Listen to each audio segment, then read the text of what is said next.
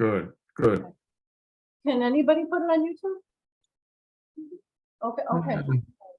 Okay, so yeah, we can make a statement that it will be recorded for people who want to see it. Okay. So yes, I guess it'll be recorded and it can, it'll be put on YouTube by Moratorium NOW. Okay, so of our panelists, we have Misu. And, Yes. okay. Welcome and thank you for being with us. We froze you. Kinmas? We're frozen? No, there we go.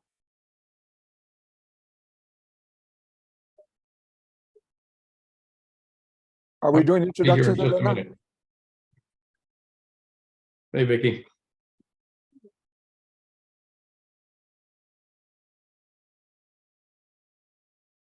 Okay, who else do we have now?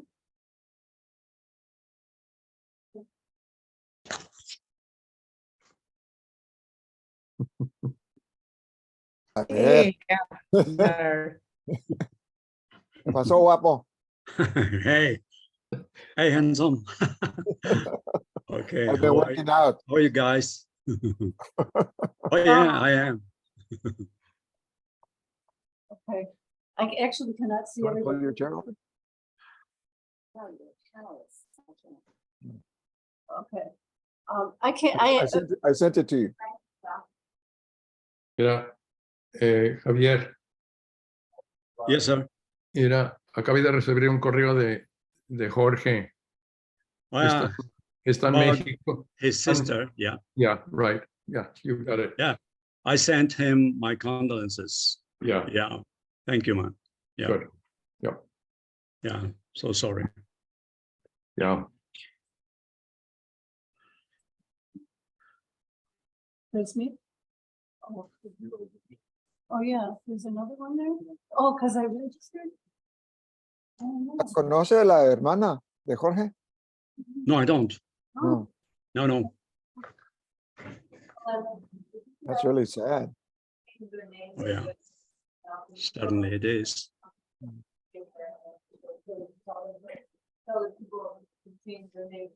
Well, this is really weird because there's 3 Meijus and 2 Bruces and Right, Okay. yeah, I don't know how we changed that. I'm gonna change it in the corner of their little square. In the corner of your little square, you can change it. I wonder how my name got, yeah. I don't know how it got on there either. It's because Meiju sent that link. We use Meiju's link. Oh, that's You sent, why. you I thought sent it the was- I panelist thought it was- link. I thought it was Sorry preaching about that, no socialism. wonder. Oh. So yeah, you can change. To introduce himself. Okay, so welcome everyone. I'm going to ask each of you to introduce yourselves in the order that we see across the screen. I hope everybody's seeing the same thing, but because it's easier that way if you introduce yourself and give us like bio. well, I don't know if I don't know where I am on your screen, but I'm right next to you, Okay. Elena. Oh, you can't tell where. Mezu, you're first. Oh, okay. Hi, everybody. I'm Meiju Louis, and I'm one of the coordinators of the Mexico Solidarity Project, which was formed in 2019. Really, really happy to be here. So glad that you invited us, Elena. I'm the daughter of Chinese immigrants, so I very much resonate with immigrant experiences. And just as a longtime, lifelong socialist, I just feel like international solidarity is critical, and nothing was being done around Mexico, so I hopped in, and you'll hear more from us soon. Bruce. Hey, Bruce Hobson here. I'm sitting in the kitchen in a friend's house in Santa Cruz. I live in the city of Guanajuato in Mexico. I am also a coordinator, a co-coordinator for the Mexico Solidarity Project. And really what I try to do more than anything else is try to build contacts and relationships between activists in Mexico with people in the project in the US. Bill, Okay, Bill Gallegos. I'm calling from Linwood in Southeast Los Angeles. My family is originally from Colorado, Nuevo Mexico, when those lands were still part of Mexico. So we have our roots there, and like many Chicano families, after the U.S. Stole that Mexico's northern territories, we lost our lands. We still have 40 acres in Trujillo Creek, but we lost our lands and ended up primarily in the coal mines that were owned by the Rockefeller family. And my abuelo and two of my tios died. Actually, they were miners that died of black lung related diseases. And they were also very active in the efforts to unionize the mines. And where we actually had family at the infamous Ludlow massacre, where the mine owners used the Colorado militia to slaughter striking miners who had created a tent city when they went on strike. So that was our origins. That was my origins. And I became very active in the Chicano liberation struggle. And that led me to socialism as the vision for not only the liberation of our people, but for the liberation of all working and oppressed people. And I'm very glad to be part of the Mexican Solidarity Project and glad to be here. And gracias, Elena, for organizing us. Thank you for agreeing. Thank you. Javier, why don't you go in? Who? Me? Yeah, why don't you go? Well, hello, my name is Javier, Francisco Javier Martinez Bravo, but people know me as Javier Bravo. I am a professor at the University of Guanajuato, Mexico, for more than 20 years already. And I am a Morena fellow member, militant. I am a founder of the Morena party. I'm very proud of it and supporting the 40 government and AMLO's government. And I'm also part of the Mexico Solidarity Project, a proud member of the project. I am very glad to be part of this magnificent team. And thank you for having me here today. Thank you for joining us. We're looking forward to learning more about Morena. Hope so. I hope I can help you in that. I just want to take a quick break to say that people are calling saying they haven't been able to get on the link. So we're going to just, I can't help with that right now, but I'm getting the message. I'm sorry, who do we have next? Why don't we do Vicky? And you're on mute. Vicky. You're on mute. And your name is Meju Louis. I'm so sorry.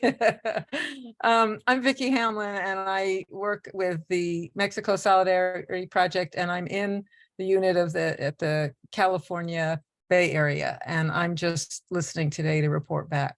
So glad to be here. Great. Glad to have you. Betty? Betty? Hi, my name is Betty Forrester, from Linwood, Southeast LA. I was a teacher for 43 years in LA Unified, in the South area and East area, Southeast of LA. Retired now and been working with Mexico Solidarity Project. And I am one of those people who are helping plan the next MSP tour of a speaker from Mexico, Jose Luis Ceja. So we will be talking about that tour in November. Thank you. Can you explain what the letters are? Mexico Solidarity Project, MSP. Okay, thank you. All right. And Okay, then we have second Ave. do Or we is have, that- okay, so we have Bruce on there. Michael Shane, is that Michael who logged in on the chat on 2nd Street, 2nd Avenue? Yes. Okay, Michael, do you want to introduce yourself? Sure. Michael Shane. I'm with the Moratorium NOW Coalition, and just trying to help manage this meeting. The first time we've done a webinar. I'm not going to be speaking. Great. Okay. For purposes of introduction, I want to thank you all so much for agreeing to do this. It was really the idea that I've had that in Detroit particularly, but in across the US, but Mexicans here and people in general here have very little information about Mexico, about the parties. And I'm Mexican American, and I came from repatriados, meaning people who were deported during the Great Depression. Detroit was hit very hard during that time, and 60% of the people across the US who were deported were US citizens, including my family. So people lost their right of citizenship and were sent to Mexico in many times, like in my father's case, to places they had never been because they were born in Detroit.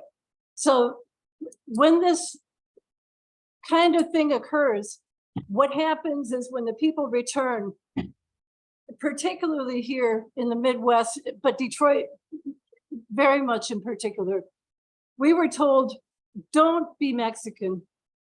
Don't say you're Mexican. Don't speak Spanish. Don't live where Mexicans live.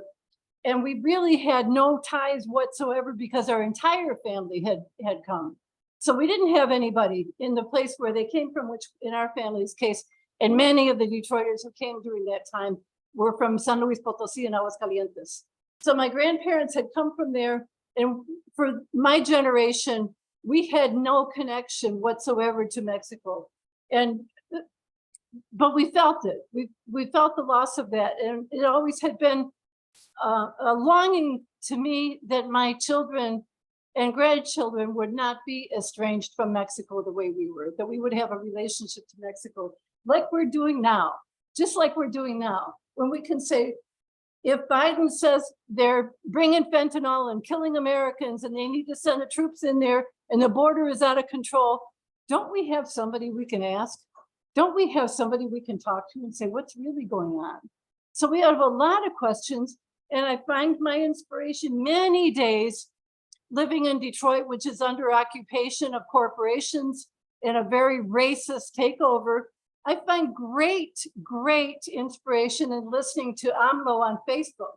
Your president, Andrés López, is really an inspiration to people like me who see you on Facebook and talk to the people con amor, with so much feeling every single day, and laying out the situation the way I saw Fidel do in Cuba, the way I saw Chavez do in Venezuela. I see your president do the same, and the people really feel like they have a president that loves them. And we live in a city with a mayor who hates us.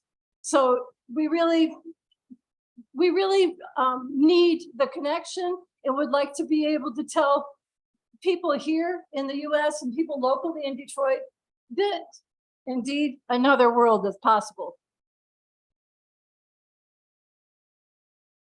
Wow. Great.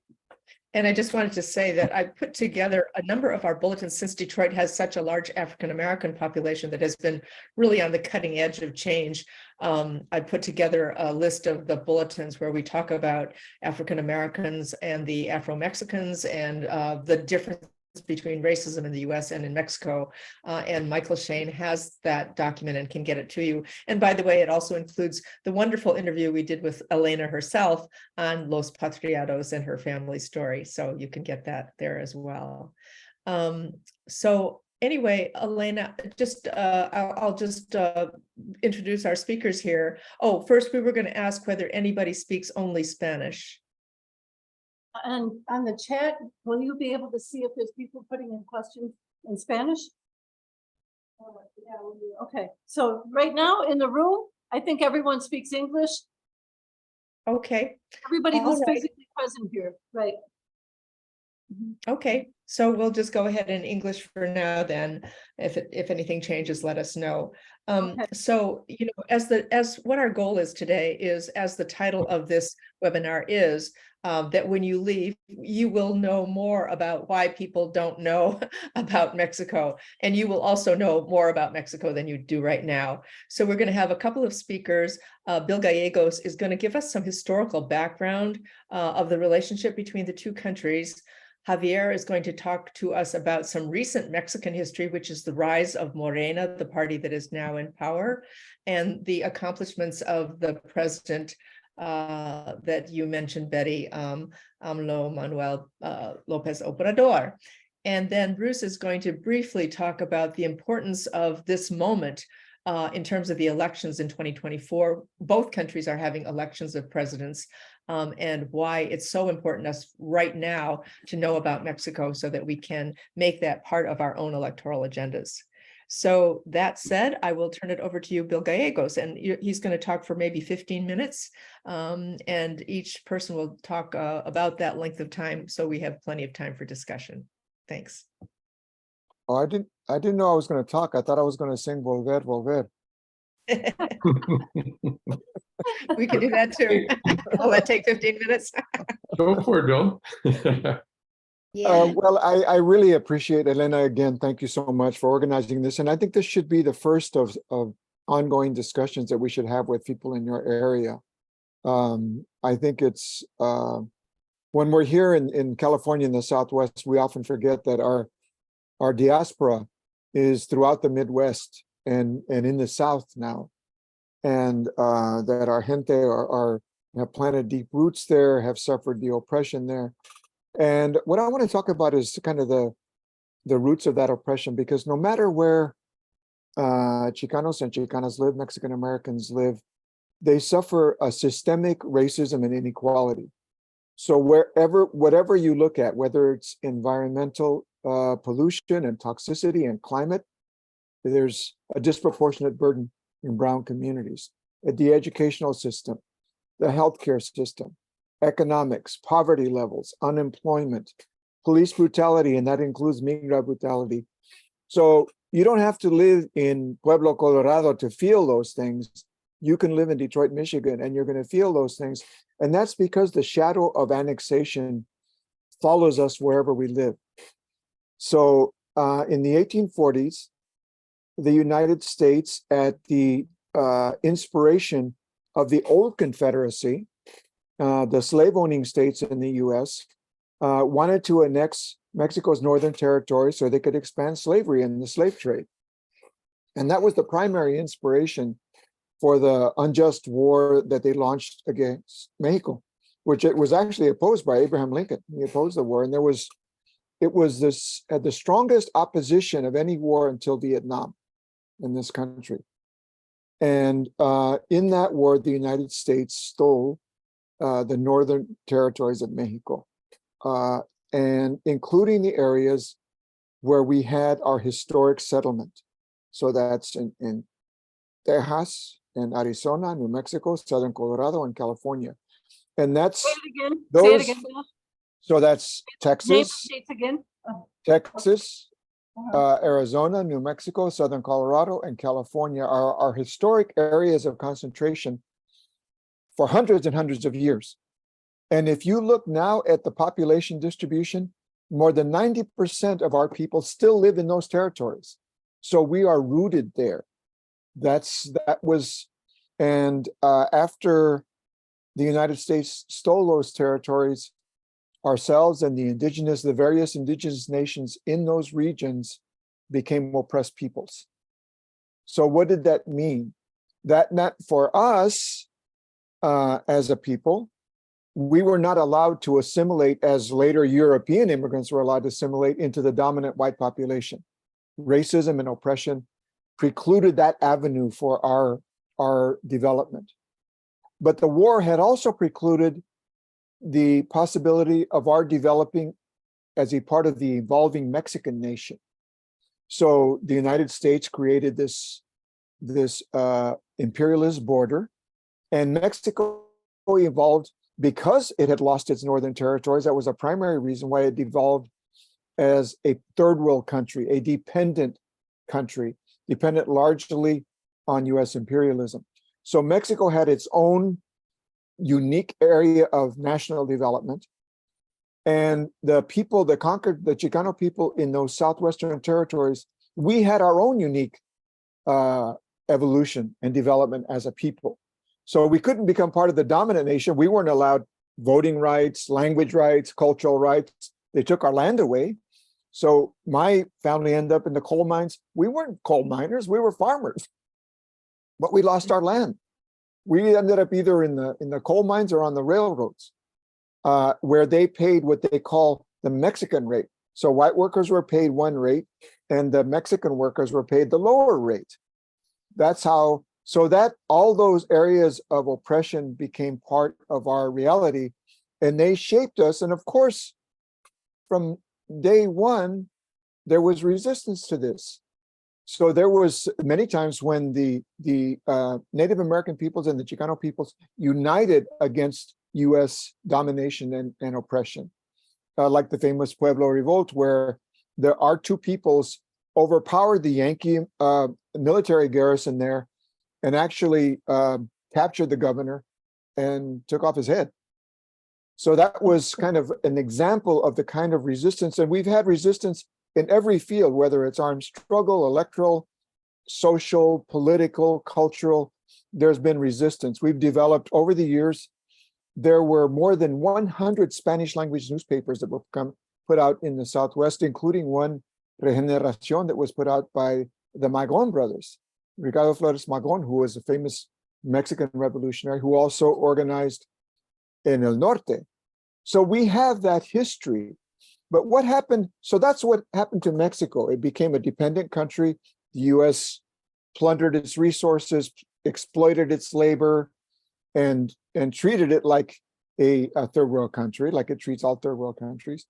And for us, we became a conquered people and we evolved as a unique nationality in the US, as our own people, as our own nation, rooted in the land of those territories with the right to self-determination. It evolved, and you saw this early on, even in the early 1900s, in El Plan de San Diego, they talked about the conquered people of the Southwest as a unique entity with national rights, the right to self-determination, to self-government, and control of the economy.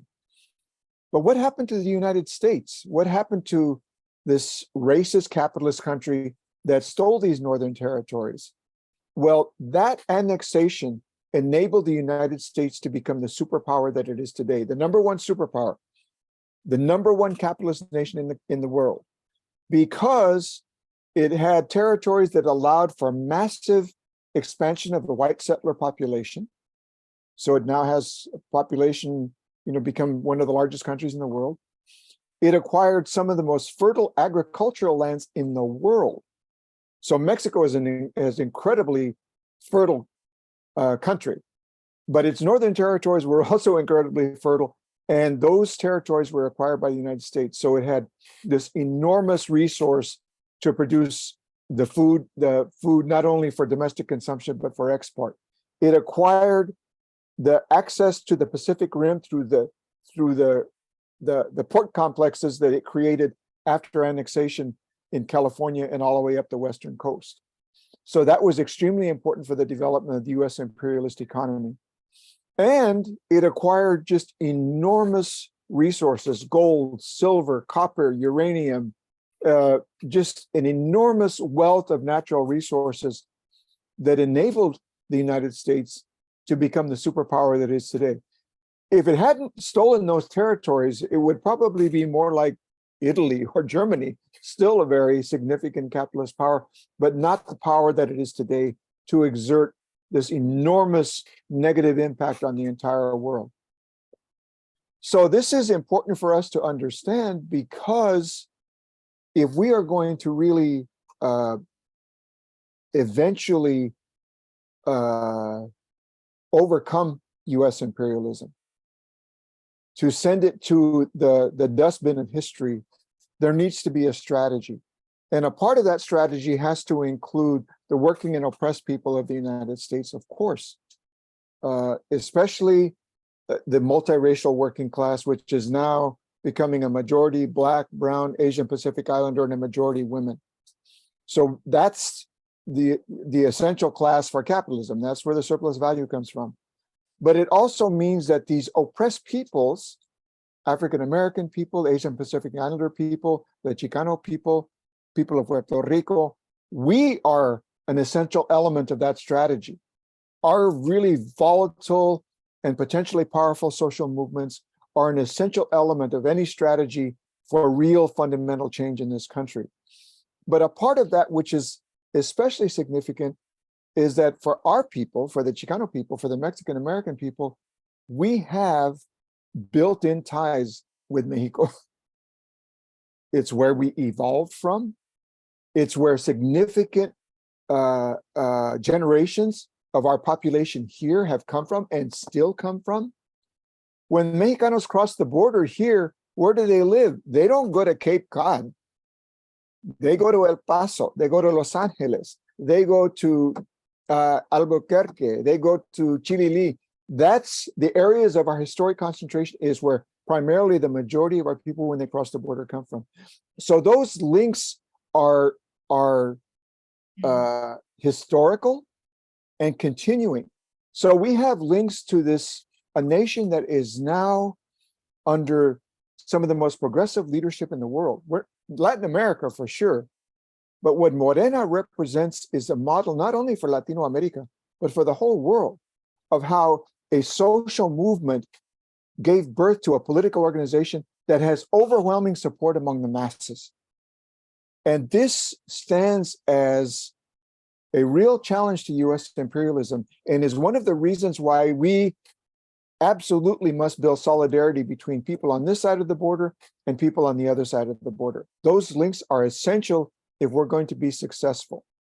So that's why that we have a Mexican Solidarity Project, because those ties between the union movement here and the growing union movement in Mexico, between the land struggle here and the land struggle in Mexico, between artists and cultural activists and cultural warriors, and the artists and cultural warriors who have been inspired by Diego Rivera and Frida Kahlo, and all of that comes together along that border and across that border.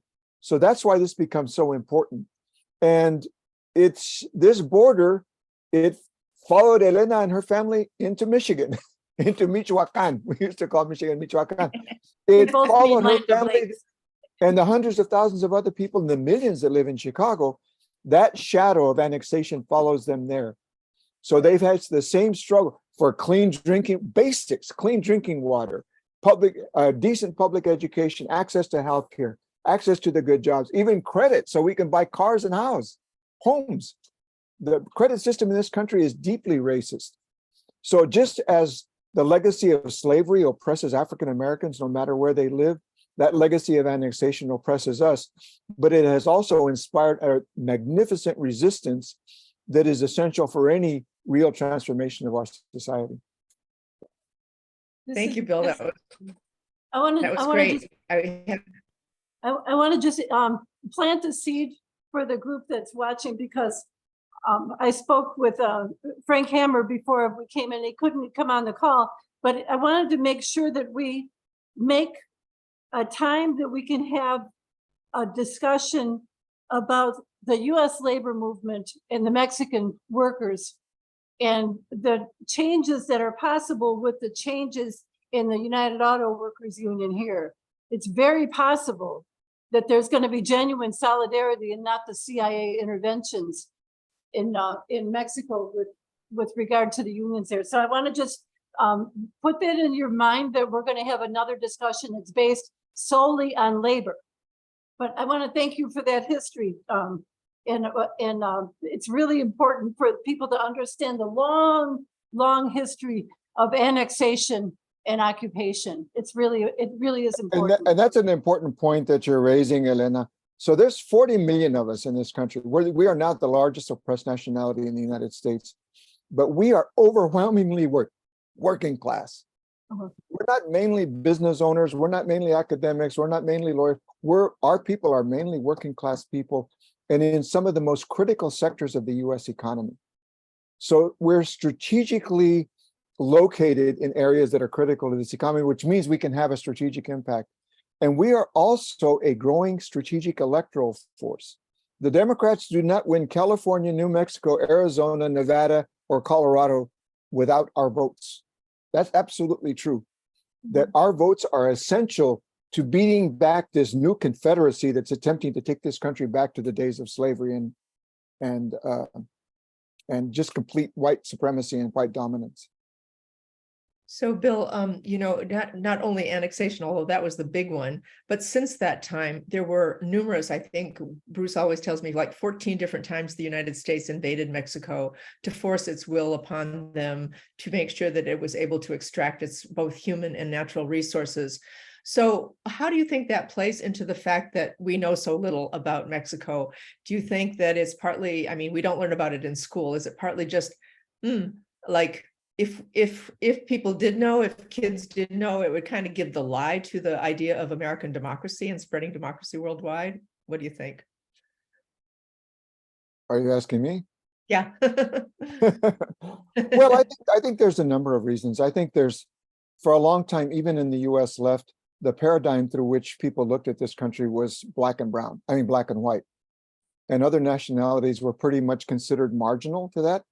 So that's, you know, that's not absolutely the case. And there's been many, many times when socialists and communists played a very, very important role in our social movements. But generally, I think we were excluded from a lot of strategic consideration. So that's just for that side. And then I think from the standpoint of the US media and the public education system, we were either invisibilized or treated in a stereotypical way, the worst of which portrayed us as children. Yeah. As children who were not completely developed adults with intellectual capacity. So we were the safe ones. We were safe, we were docile. And I think that's the image that has been portrayed so often. And I think it's another reason why, and I think just in this country, there's this idea that the United States is number one and we're first in the world and all that, means that they ignore the rest of the world. And they don't ignore Europe, but they definitely ignore countries from the third world. And Mexico has been a part of that. Because if you look honestly at what's happening in Mexico's history and what's happening now, the picture is a horrible one of imperialism and oppression. And the US ruling class does not want that story told. So they've kept it out of the history books. They've kept it out of the popular media. And when there is progressive developments, like there has been with AMLO and Morena, they do everything they can to spread disinformation and lies about them so that they can justify things like, well, maybe we should invade Mexico and get out the drug cartels. So I think that's a lot of what's going on is there's a history to this invisibilization of not only Chicanos, but of Mexico and its history. Yeah, so Mexico needs Big Brother. Yeah, they couldn't, what changed that was the Zapatistas, because they couldn't ignore the Zapatistas. Yeah. Well, what you just said too, I think it's a good lead in to Javier to talk about the rise of Morena and what's going on in Mexico, and to get past the disinformation that Bill talked about that we read every day. Javier. Okay, can I share some, images? Please do. Can Thank he you. share screen, Michael? Okay. Okay. Thank you, Bruce. I believe that in order to understand what is happening today in Mexico and with AMLO and the 40 and Morena, we need to talk about domination. Let me start from this. During more than 30 years, we have had several governments at the federal level totally trying to privatize all the the energetic patrimony of our people, the soil, the oil, the water, and everything that could look at as a state property or people's property. For the press, it all started with this president, Carlos Salinas de Gortari, but neoliberalism in Mexico has a longer history, but let's start with Carlos Salinas de Gortari. He sold actually several strategic enterprises of Mexico, Telmex, the biggest telephone communication company. It was a state company, and the banks were controlled by the Mexican state, and some television channels. He privatized, not only he was representing the the richest in my country. So he sold all these enterprises with the promise that in private hands they will work better, they will serve better to the people, and very soon people realized that it was all a lie, but it was too late for the moment at that time. And the history continued, that kind of history, with the next president, Ernesto Zedillo, Vicente Fox from the PAN, because the other two were from the PRI, and Felipe Calderón and Enrique Peña Nieto until 2018. May I interrupt for a moment?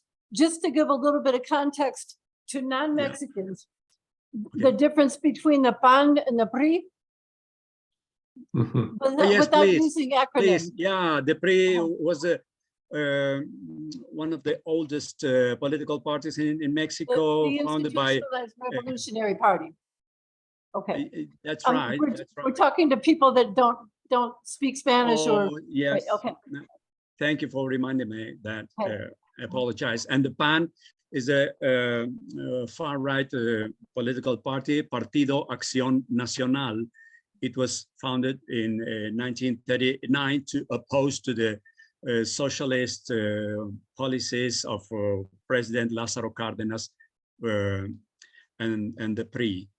So they all became more and more rightist parties, which means in Mexico that were, ruling for the benefit of the richest in our country, and the 99% were becoming poorer and poorer. That was the case of my family. I come from a family of agricultural peasants without land, until with the president Lázaro Cárdenas, they became owners of their own land. So they are, for them, Lázaro Cárdenas, President Lázaro Cárdenas was he was ruling from 1936 to 1940. He's like almost a god, because I come from a very poor family. But what happened in 2018? Why AMLO held such an overwhelming victory in 2018? It was mainly the working class who voted AMLO in 2018. Impoverished people, but also the leftist intelligentsia. I am part of that intelligentsia, leftist, because what we see when we talk about neoliberalism in Mexico is mainly corruption, because corrupt politics is the politics that give it all to the rich and takes it all from the poor. That was what was happening for 30 years or more in Mexico. So our currency dropped, our capacity of I don't know the expression in English, but earning the power. salaries, the salaries dropped in 70% during that period. That's catastrophic to our people. That was catastrophic. So we were learning like a new language, and AMLO has a very sharp intelligence about that. He is not a theoric, is very empirical, but he knows, he feels the people. He can feel how the people think and how the people talk. So when he was during his campaign, a very long campaign, and trying for 3 times to become the president of Mexico, he was talking about corruption and what corruption means for us, because we need to understand each other across the border. I mean, Mexican working class and working class in the United States, that when a state has not just because they have elections is a democratic state. No, we don't think so. We think that a corrupt policy is when you are acting violently to the other, and when you impoverish your population, that is violence, and people always going to respond to that violence.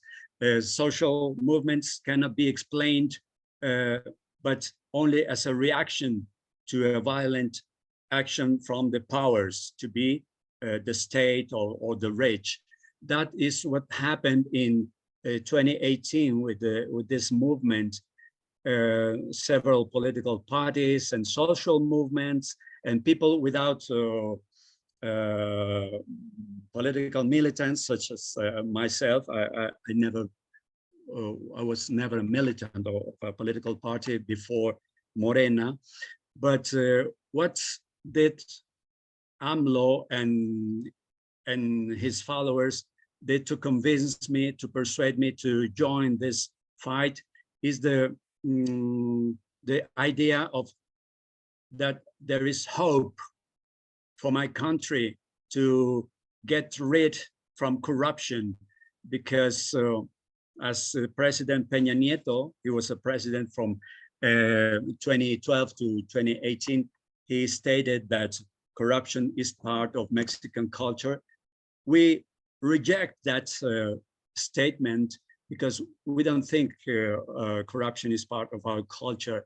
They were trying to convince our people that it's normal to have a corrupt government. And AMLO was, very, he le dio al punto. I mean, I don't know how to say it in English, but he shot an arrow through that. Oh yeah, He is challenged why, that notion, right? That was that can partially explain the overwhelming victory of AMLO and our movement in 2018 with the more than 53% of the votes.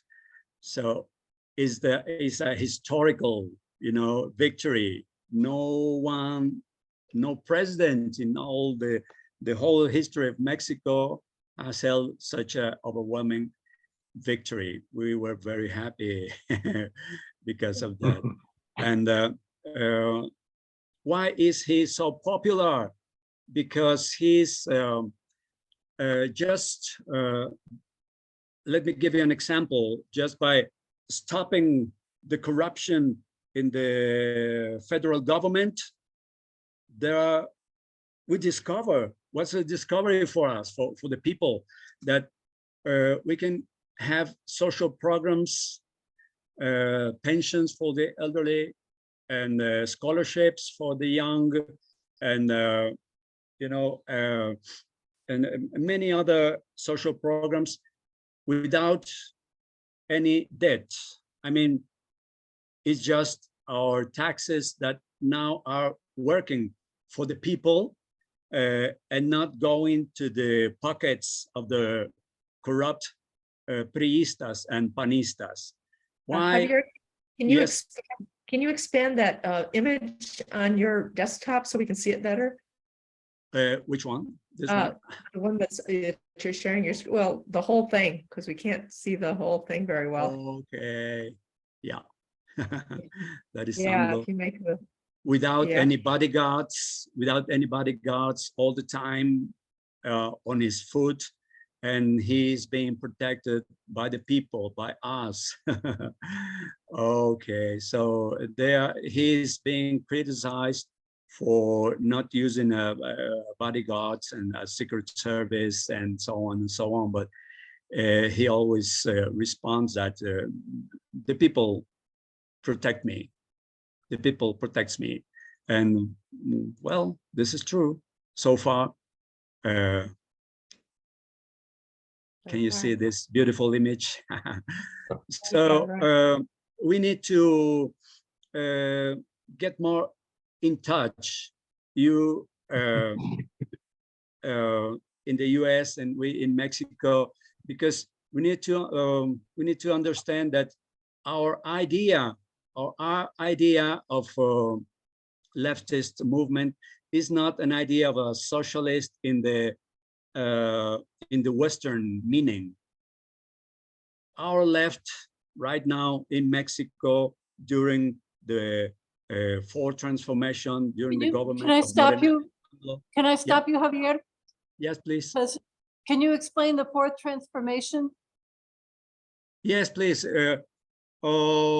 The fourth transformation means that during our history, we have had the first transformation was a transformation of liberation, and the second and the third, and this one is the fourth. Why liberation?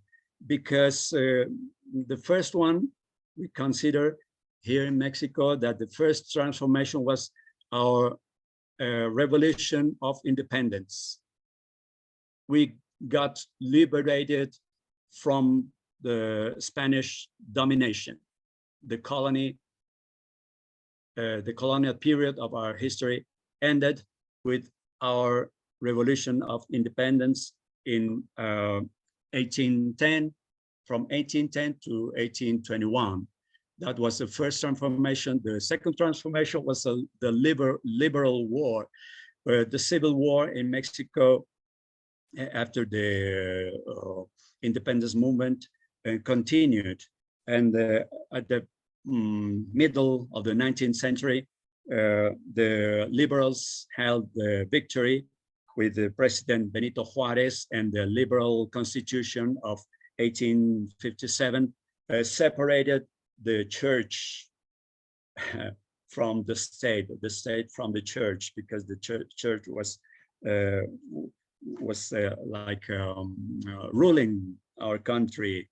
And after that second transformation, it was no more like that. And the third transformation was the Mexican Revolution from 1910 to 1917. It depends on the historians, the chronology, you know. And this one is the anti-neoliberal fourth transformation.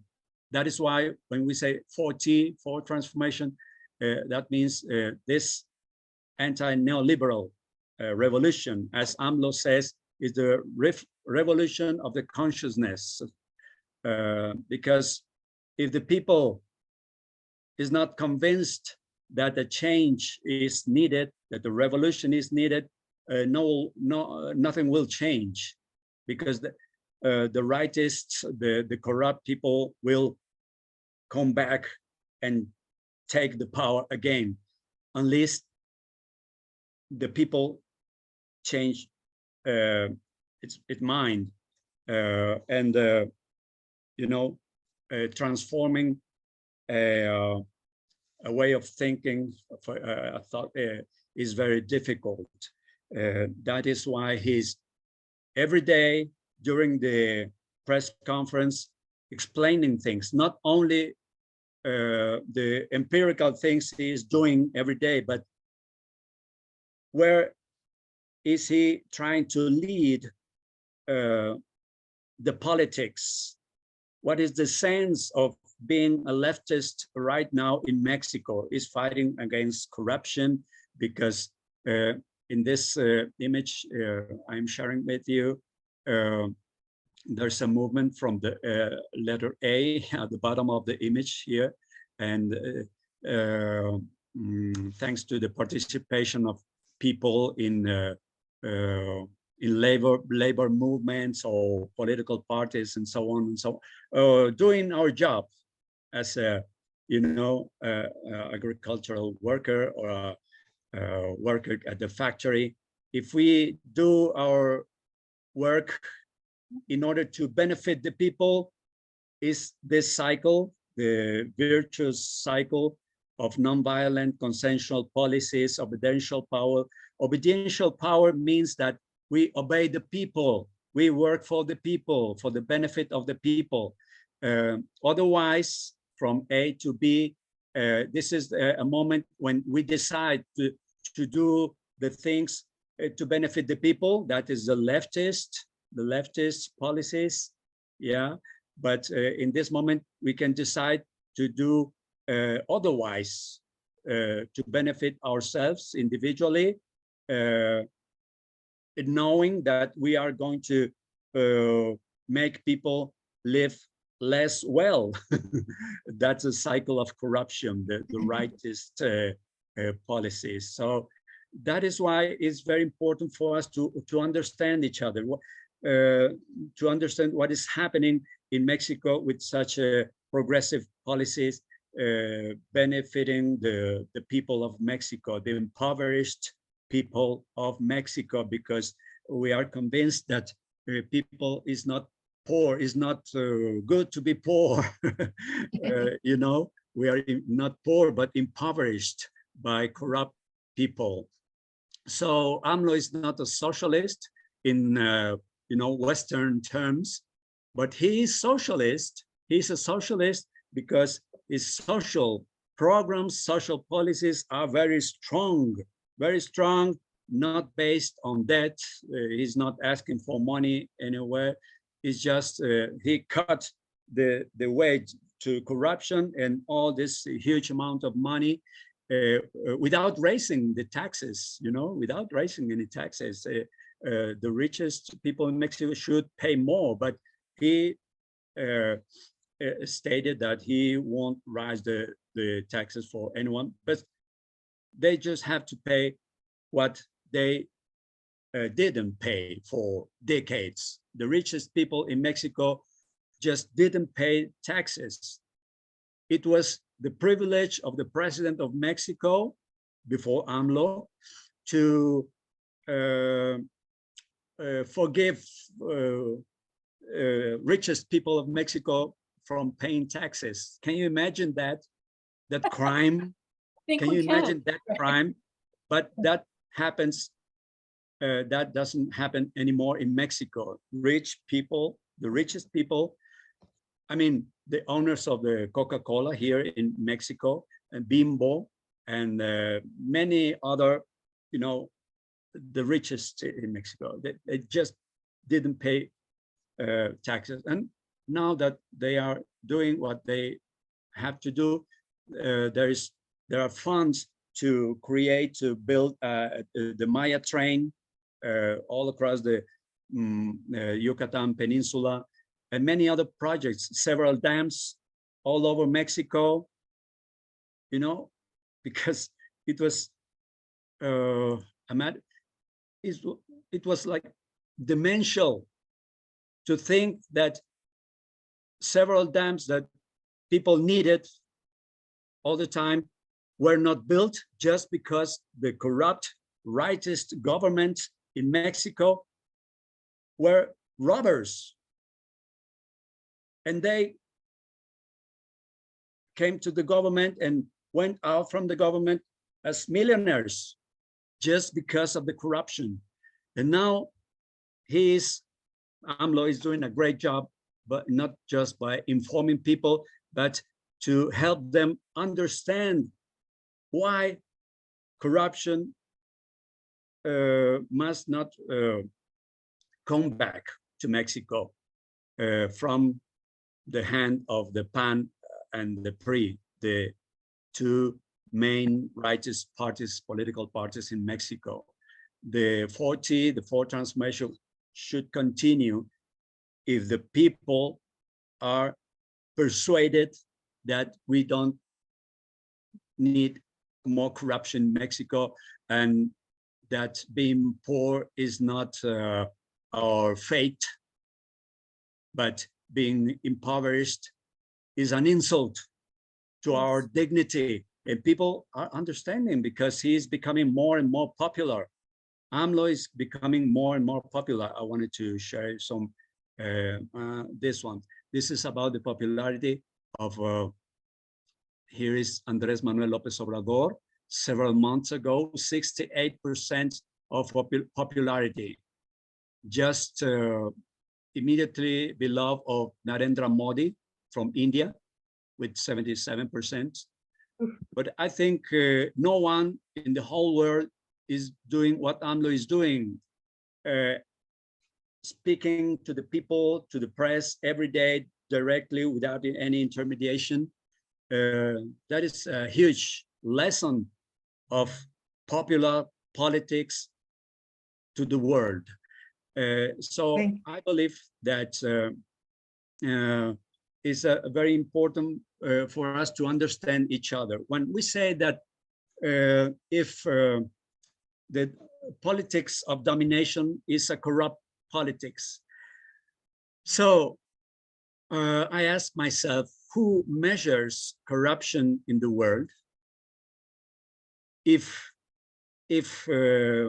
for example, this organization, Forbes.com, measures the corruption, of course, here, the less corrupt countries will be Switzerland, United States, and so on. So for us, it's unacceptable, because if you are a state that basis is its wealth in the war, in dominating and exploiting Africa, Latin America, and so on, you can not be called a democratic state. You cannot be called a democratic country as Switzerland if you are money laundering the size of a country. Can you Switzerland. Can you wrap up, Javier? Yeah. So no, can you wrap up a little bit? Just we have time for. Oh, Bruce I'm so and sorry. questions. Just let me say a couple of words about this. Lithium is becoming a strategic, you know, resource, national resource, and AMLO, according with his social policies and social-oriented policies, has declared lithium a strategic for Mexico resource, so it has been nationalized. So no private enterprises could be exploiting this resource. You know why it is becoming strategic. I don't need to explain this, but this is very important for our present and our future in Mexico. He's heading our energetic sovereignty and elementary sovereignty. That is very important for us in Mexico, and that explains why he says Mexico is not a colony of Russia, China, of the United States. There's a lot to talk about this. His position, very controversial, very, you know, contradictory, because we are neighbors to the most aggressive state in the whole planet, in the whole history of humanity. And still, AMLO says Mexico is not a United States colony. We need a whole webinar to talk about this, but we don't have time to do this now. Speaking about elementary sovereignty, this phrase is very important. Sin maíz no hay país. Corn is very important to Mexico. He's trying to improve the production of corn in all the different species and varieties that are in Mexico. We have a history of more than 7,000 years of corn in Mexico. It's very important part of our culture, and that is why he's always speaking against the bad influence of Monsanto, Pioneer, Novartis, and so on, and trying to rescue the Mexican, El Campo Mexicano. So I know I don't have more time, but yes, we have a very interesting wave of leftist governments in Latin America, but it is very important to us not to look only to the governments, but to the causes of the people, the social movements, and to get together. Only together we can hold a continental victory. Oh, yeah. Thank you, my friends. I have no more time. Thank you. And people might want to ask you questions, Javier. And by the way, elementary sovereignty is food sovereignty in food sovereignty. Oh, thank you. Thank you. Yeah. So we want to just give a few minutes to Bruce to talk about the current moment and the danger that especially the Republicans are posing in terms of their desire to invade Mexico a 15th time or whatever it might be. Bruce, go ahead. And the importance for our elections. Yeah, right. No, these are just really, really important things. Hey, Javier, thank you for your presentation. That was just great. You know, we really are in a moment right now. People of Mexico and progressives, socialists in the United States to really look at what the hell is going on with the threats that are coming from some of the most rightist figures in the Republican Party. The demand that AMLO take action against the cartels because of the fentanyl crisis, et cetera, et cetera.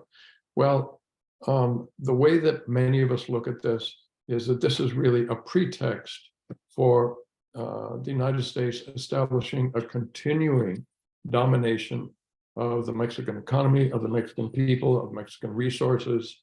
And I think that as Javier was just expressing about Morena, Morena really does represent something that is a growing trend in Latin America. The United States does not have, cannot run roughshod, we'll call it, throughout Latin America against Mexico, as it has been able to do for just about centuries.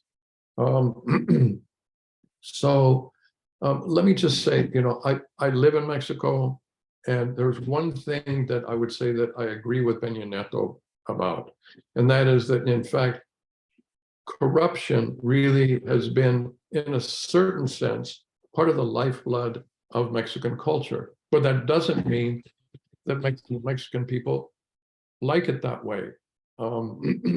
Corruption really is really considered, you know, a part of the Mexican political system, and it has been. There's no question about it. But what Morena has done, what AMLO represents, is a complete change against that. So what does that mean in terms of activists, socialists, people who stand with Mexico in the United States and in other parts of the world?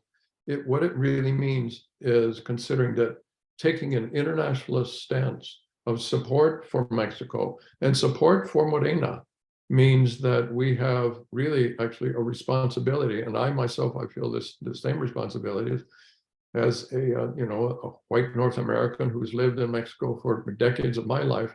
I really do feel a personal responsibility to support the tremendous kind of changes that have been underway since the 2018 electoral victory.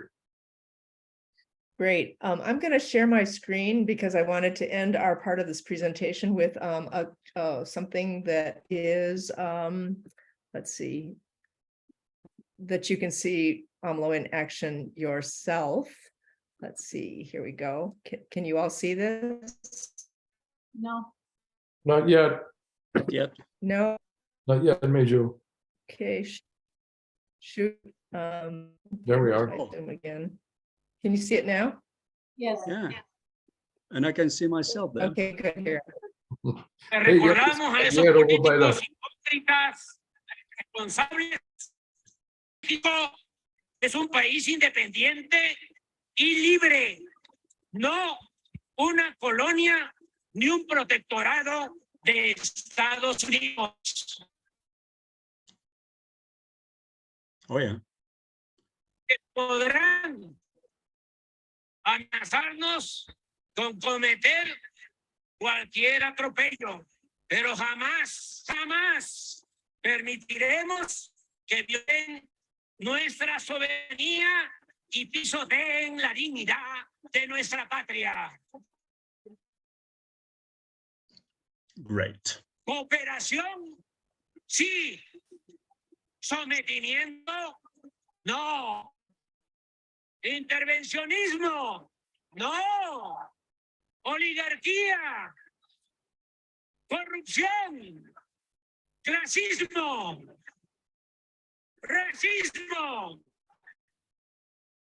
libertad, democracia, honestidad, justicia social, igualdad, soberanía, viva la expropiación petrolera.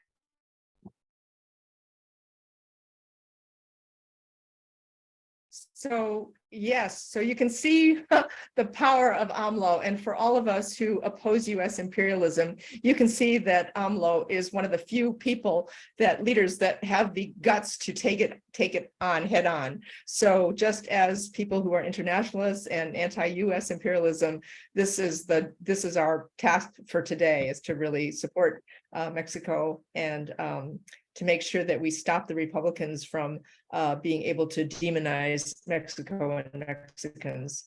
So And also we'll close it out Democrats. there for our presentation. And the Democrats too. You're right about that, Elena. They're not really opposing this idea of invading Mexico as you would hope they would, but they're not. So any questions and stuff for people, please? Yeah. I wanted to ask, was Eduardo able to come in? Eduardo, are you there? I No. think he wasn't able to get the sound going. Okay, Okay, we have a stack of questions here. Abiomi?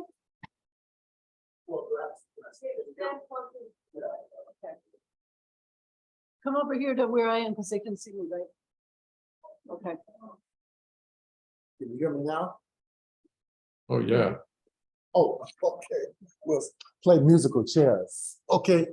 Well, first of all, I want to thank all the panelists for the presentations. This is really excellent because we don't hear this typically within the US media.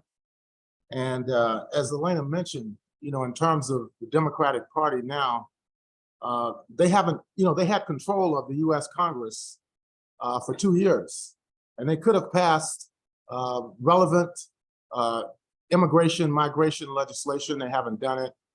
And at this point, unfortunately, people are being used as cannon fodder in a political struggle in this country. So I think it's very important that what you're doing in terms of putting the information out to people. And we'd like to, you know, have a follow-up on this because so much information related to US-Mexico relations. So I just wanted to thank you.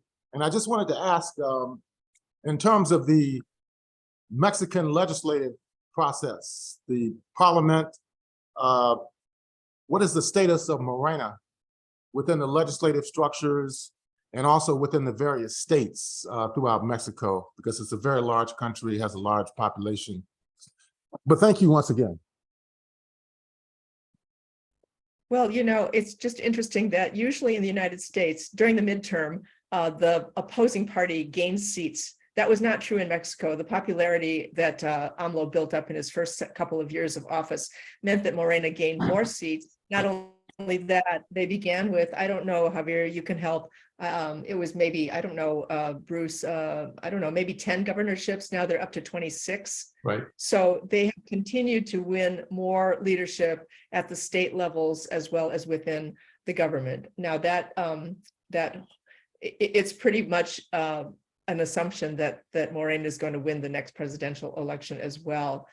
I guess a caveat here, though, and maybe Javier, you can help too, is that as the party gains popularity, more people are jumping into it. Some of them opportunists, so it's something that we have to be, that people in Mexico have to be very careful of. Oh, yeah, is not very simple. The question is that we need not only to continue the fourth transformation in terms of having a new president in 2024 for Morena, but also to hold the majority in both chambers of the Congress, because right now we don't have the majority to make constitutional changes to the Constitution. We need 2/3 of the votes to do so. And we don't have right now 2/3 of the votes in the lower chamber and the higher chamber, the Cámara de Diputados and Cámara de Senadores. So it is very important to invite people to support the 4T, and that means opening the doors of the party to many people that may not be convinced leftists, but people who somehow support their idea of the 4T, but in the very hardest moments of negotiation of political discussion may not be that loyal as we need to do, as we need to have loyal people, loyal to the project, not loyal to AMLO or the person in charge, but loyal to the project.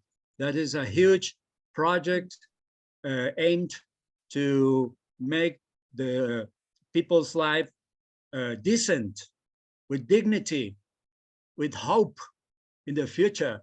That's very important, and is very complicated to control, you know, the ideology of the people. But yes, AMLO is doing a great job in you know, communicating more than the whole party, more than the whole Morena party is huge. So yes, for us, very critical to increase the amount of votes for the 4T. Is critical because we need to protect not only our natural resources, but also the social programs. The PAN and the PRI, the rightist parties, voted almost always, well, the PAN definitely voted against social programs for decades, not only right now. They vote against social programs. They want to dismantle social programs. They want no, the richest people to become richer. And they say that if they have richer rich, the poor will be less poor, which is a lie. It's not only a myth, it's a, you know, a very rude lie.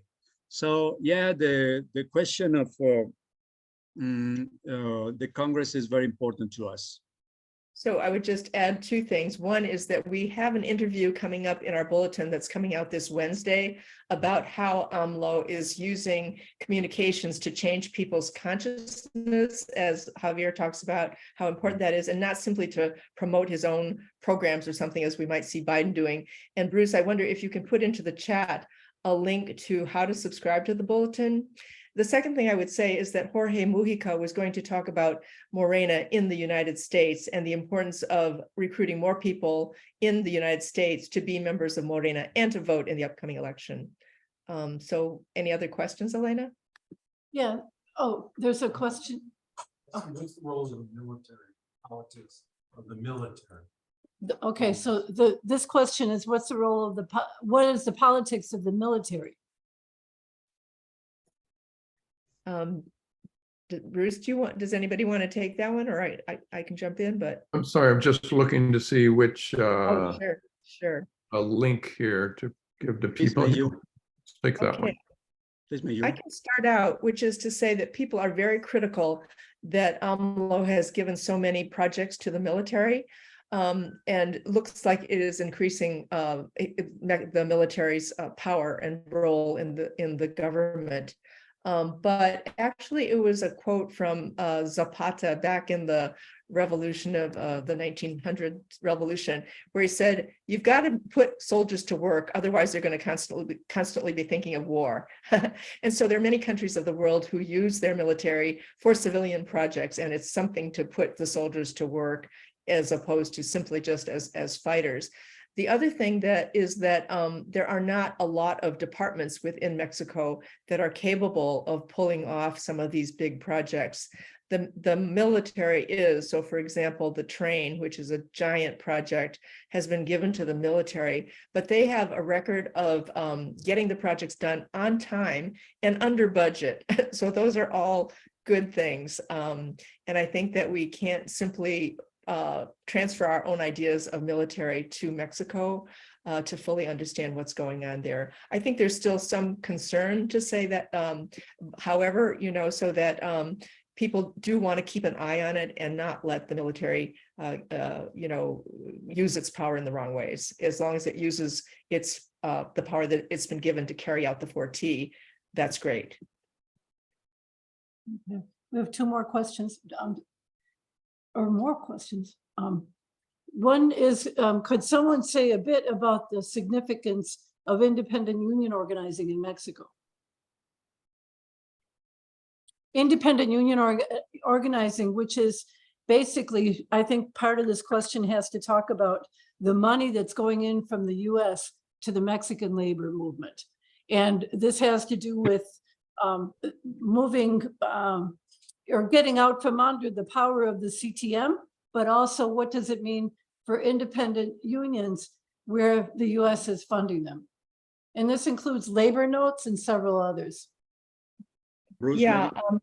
I would just a couple of things, because we do have a labor committee and anybody is free to join it. It's a joint project between Labor Notes and the Mexico Solidarity Project. And we have talked about this issue of funding.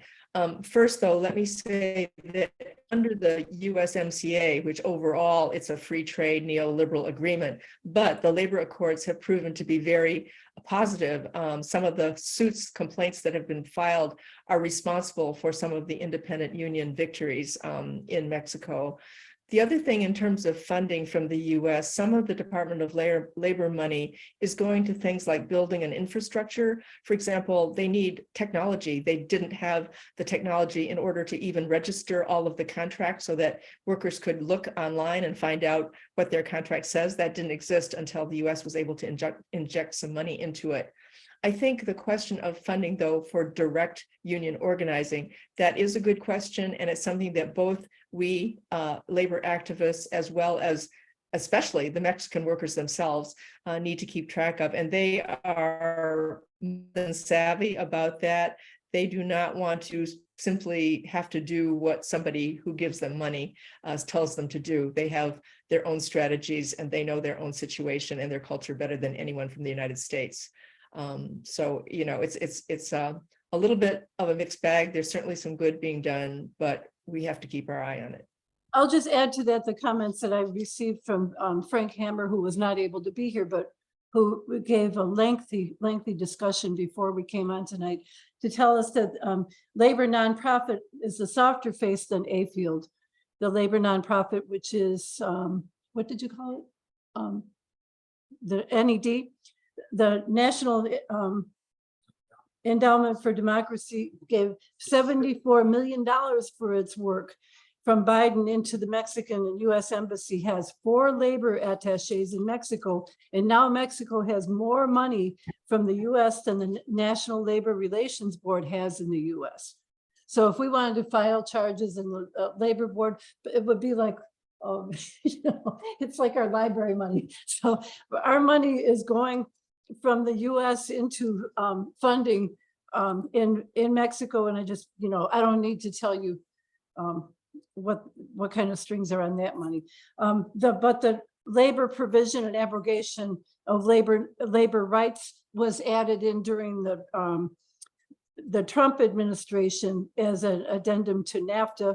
And so these are the things that were funded by the US. So I just wanted to add those. And this definitely means that we must have another and longer discussion on labor. Absolutely. Okay. Congress allocated $85 million to help Mexico democratize its labor system.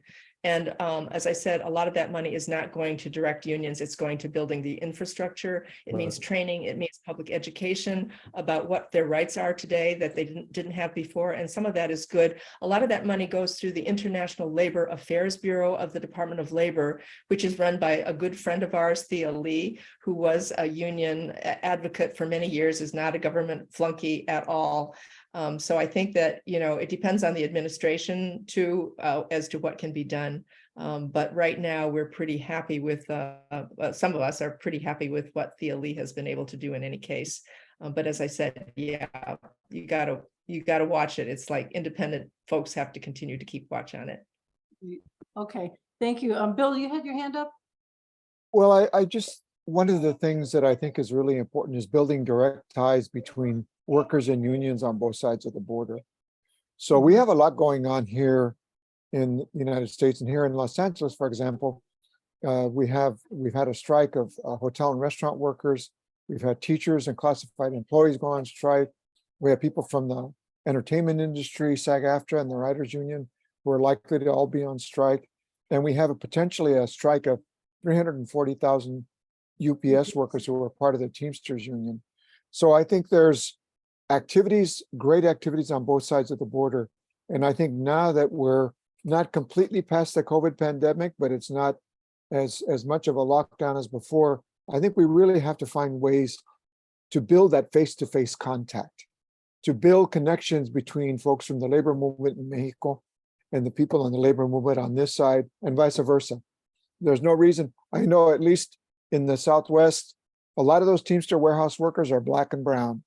And they should be connecting with their sisters and brothers in Mexico and vice versa.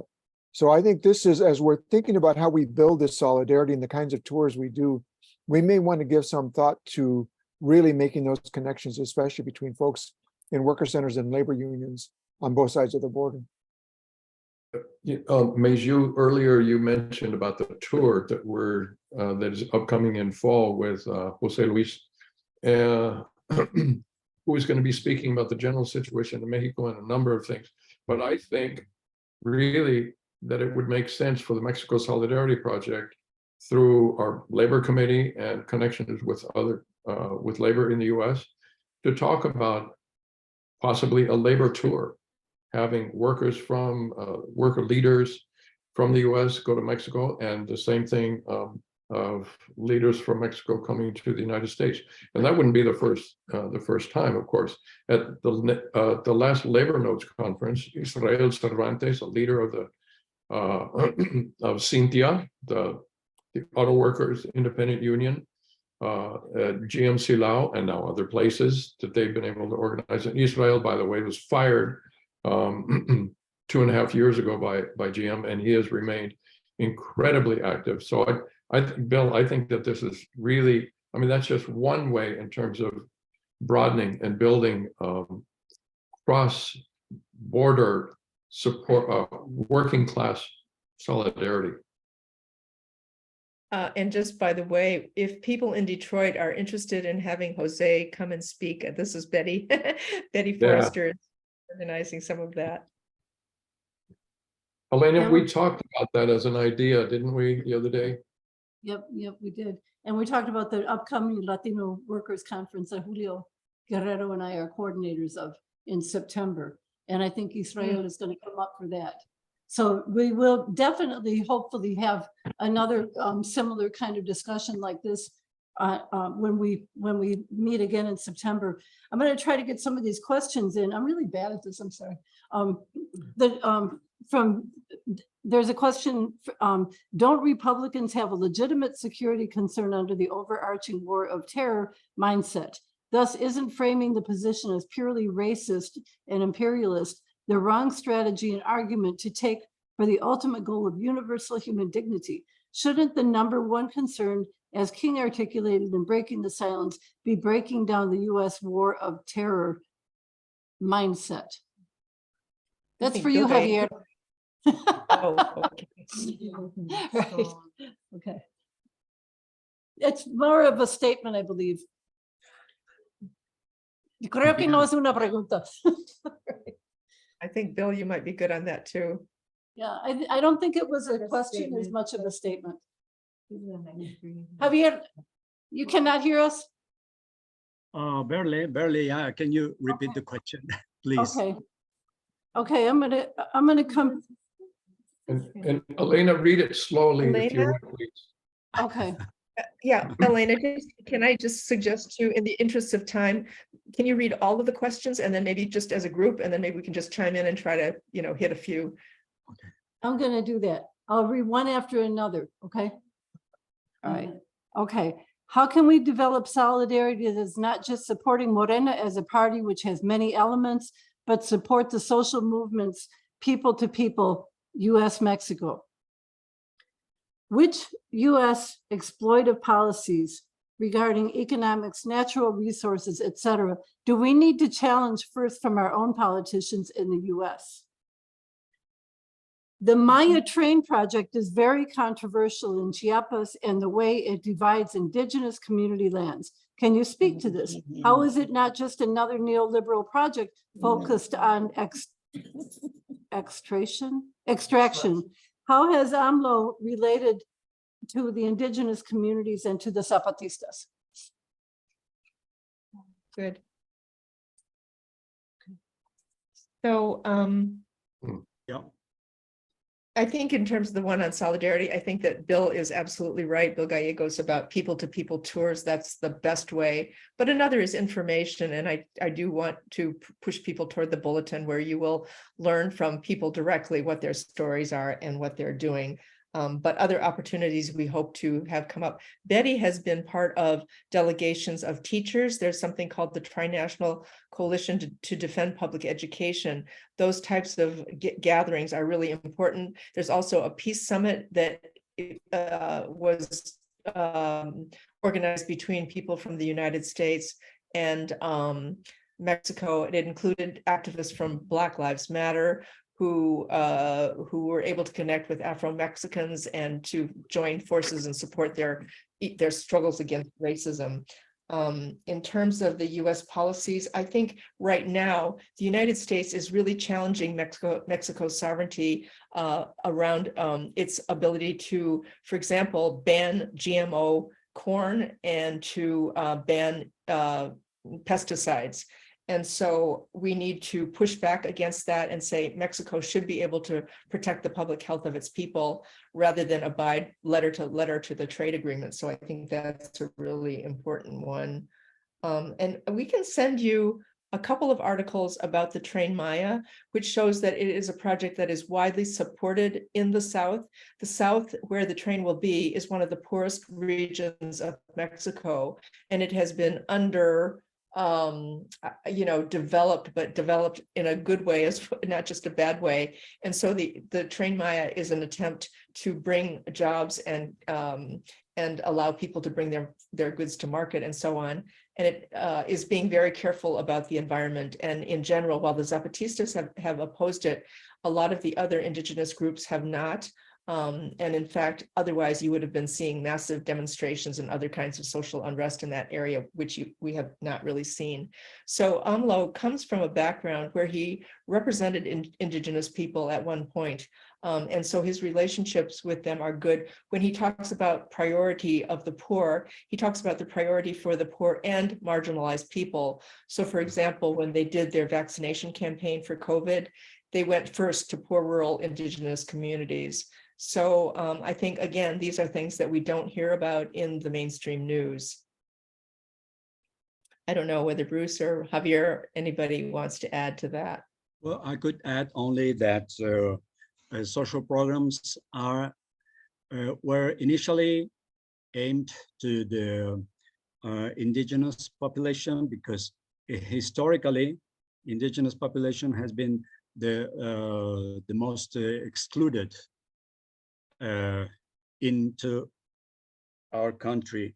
So that's why when the pension for the elderly started with AMLO here in Mexico, in the federal level, he started in 68 years of age to become to receive the pension. But for indigenous people, was not 68 years, but 65, because they were the priority.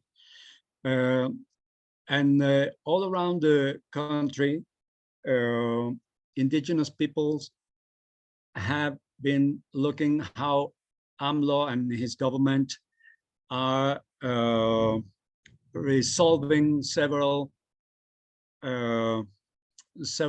problems with land. There were acts of violence between peoples because of the limits of their lands were not clear for them, and his government has made big work in solving such kind of problems. And also he was criticized because Zapatistas and other groups used to say that social programs are a bad influence for indigenous people, because to having money in their pockets will make them individualists.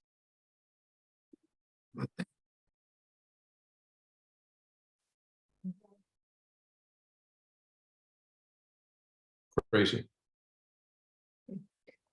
Bruce, do you have anything to add to any of those questions? You know what? My Zoom went out, and I actually didn't even hear the questions. I came in as Javier began to speak.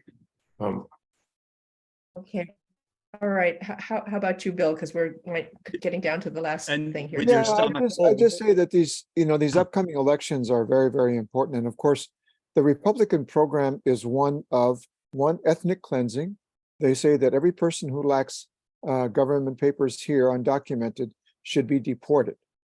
They also want to they want to eliminate the constitutional protection that if a child is born here, they're automatically US citizens.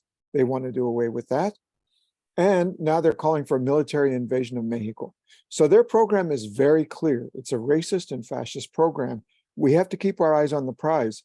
Unfortunately, the leadership of the Democratic Party, if there is not public pressure, if there is not mass pressure from unions and social movements, they tend to cave into this and say, yes, we need to do more to militarize the border. And yes, we need to do this and that.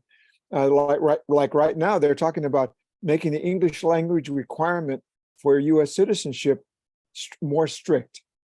So I think we have to keep our eyes on the prize about who's the real danger here and what they have in mind for us. But I think on the other hand, we have to really pressure the leadership of the Democratic Party to not cave into this and to really support a program of full human rights and civil rights for all asylum and refugees and immigrants that come to this country. So, and I think what's particularly important here is not only in labor, in the unions, But I think this is where the question of Black-Brown unity becomes very, very important. You know, this is really around the issue of voting rights, protecting our voting rights and expanding our voting rights, expanding democracy, because it's under attack in Black and Brown communities.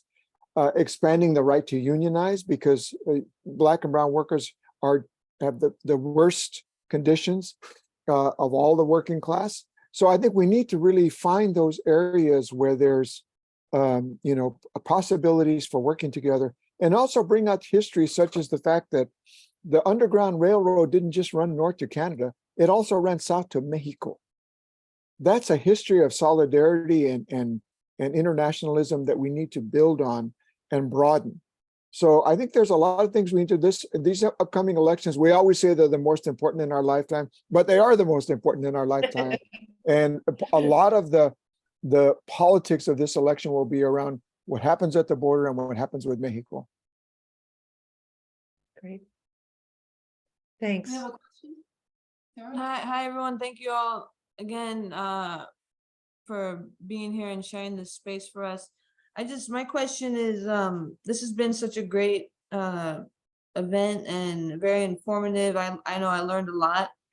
I guess my question is, like, what 2 or 3 points could I share with my neighbor, for example, like, or someone I'm just, what 2 or 3 topics or points or resources could I share with my neighbor, or just someone I'm talking to in conversation who's not necessarily radical or left-leaning, but watches like mainstream US media and just knows that the drug cartels in Mexico are really bad. Like, that, you know, just what could I change, you know, try to open their mind about, you know, just, yeah. Anybody want to grab that first? Javier, what would you think of the 2 or 3 things that she could tell her neighbors about Mexico? Well, that maybe that drug cartels could become empty or without any market if we try very hardly to stop drug consumption in the US. So maybe people in the United States could push into your country to make politicians to, you know, yeah, to commit with the fighting the drug cartels inside the United States, because people talk a lot about drug cartels in Mexico, but what about cartels in drug cartels into the United States? So we need to change, maybe or enrich our posture, our speeches about drug cartels. In fact, Javier, it's the same cartels. So that I think that we have to talk to them about guns and drugs are a problem in both of our countries, and it's all related. So most of the guns that are used in Mexico came from the United States. We're the ones who have been arming them, selling them, both legally and illegally. A lot of the guns that we gave to the military have fallen into the hands of the cartels. And this is part of the war on drugs, which we know in the United States is a failed policy. It's been almost admitted that it's a failed policy in both places. So instead of dealing with using more military means in both countries, we need to think about treatment and ways to give people jobs so that they don't have to be engaged in this kind of activity. So that's one thing to talk about. I think another thing is just that if you look at Mexico, to talk about how, you know, how they have raised the minimum wage, how they have raised pensions, and as Javier pointed out, without raising taxes. So they have shifted money to the poor, and it's partly been, it's not like only in Mexico have there been corrupt politicians. We have them here very much so. It's just that a lot of our corruption is legal. So we have reduced the taxes on the very wealthy, for example, but that's just a way from robbing the rich and robbing from the poor and giving to the rich, because now the burden of the taxes falls on the poor. So I think it's possible to do, and we need to be given hope actually by the Mexican example that you can elevate the poor, you can take down the rich if you really put your mind to it. But in this country, we are so dominated by our own oligarchs that we cannot do it. And you know, it's done. AMLO says every time that there's the opportunity that let's rescue the young people from the claws of the drug cartels by giving them scholarships, apprenticeships, salaries, and so on and so on. Let's give them a new horizon. A new horizon is very important. Let's rescue the young from the claws of the drug cartels. And he is right, I think. Do we have more questions?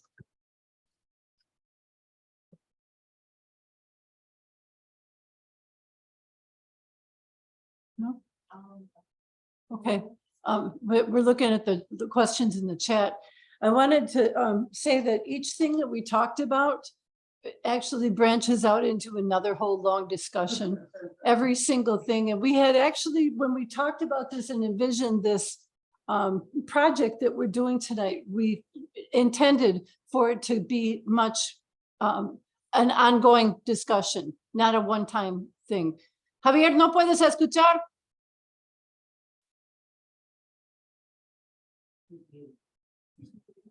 Right. The sound is well. The problem is my, hearing. Okay. Oh, okay. Yeah. So what I'm proposing is that we have, not you. proposing that we have further discussions. We talked about labor. We did not talk about brick, which I really wanted to get into, but we didn't have time here tonight. That brick,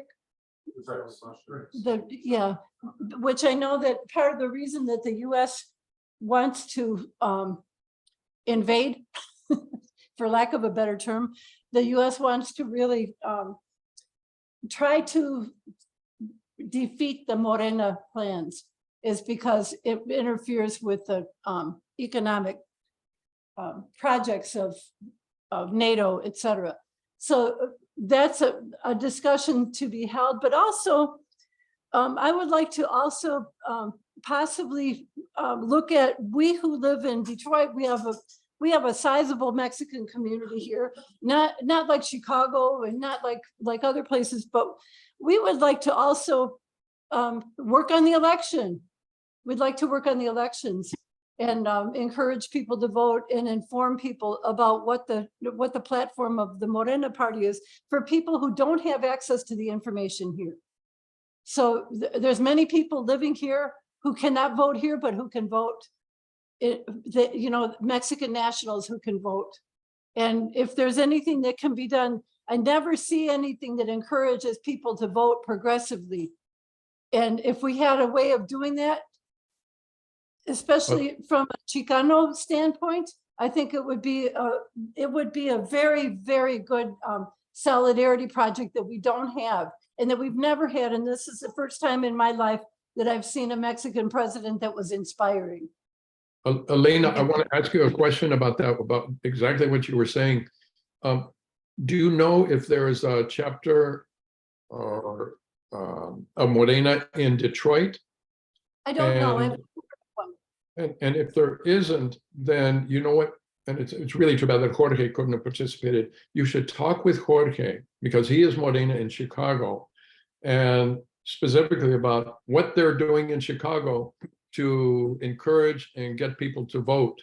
Another question is I mean, there are Mexican consulates in cities all over the country, and it may be that there's people in the consulate. I don't know if there's a consular agency or a consulate in Detroit. There is a consulate in Detroit. There is, Okay. and the consulate staff that we have is the consulate from the last administration. So, But it would be really good to talk with Jorge about what they're doing in Chicago. okay, yeah, we will take that discussion up, because I think it would be really, it's obviously a long-range project, but to make the connections with Mexican Americans in the Midwest, in other places, in order to be able to expand the Morena project and inspire people in Detroit to also topple our incredibly corrupt government here. Elena, in terms of your own Michigan representatives, I think some of them, I think is his name Kincaid, representative, has been very supportive of Mexican labor, but I think more questions could be developed to ask of candidates for representative and senator to make sure that they are not going to support some of these anti-Mexican sovereignty, anti-migrant policies. Kincaid. Anybody ever heard of that person? Okay. That's a representative here?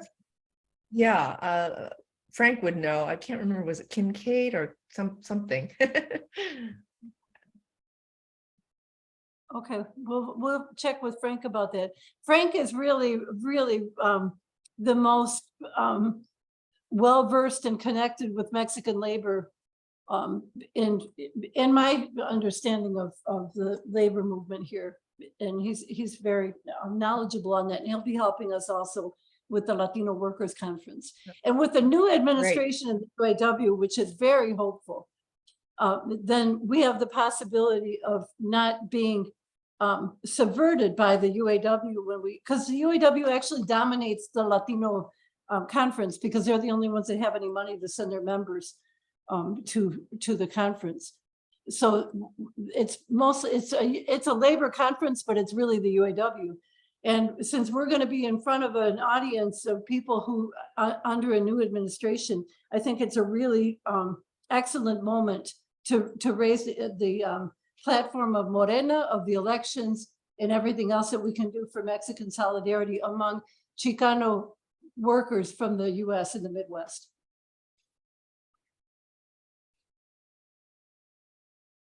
Anything further?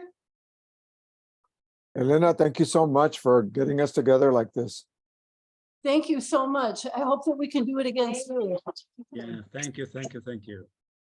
Thank you. Thank you. Adiosito, good to see you. Good to see you, hermano. Yeah, you guys are far apart, right?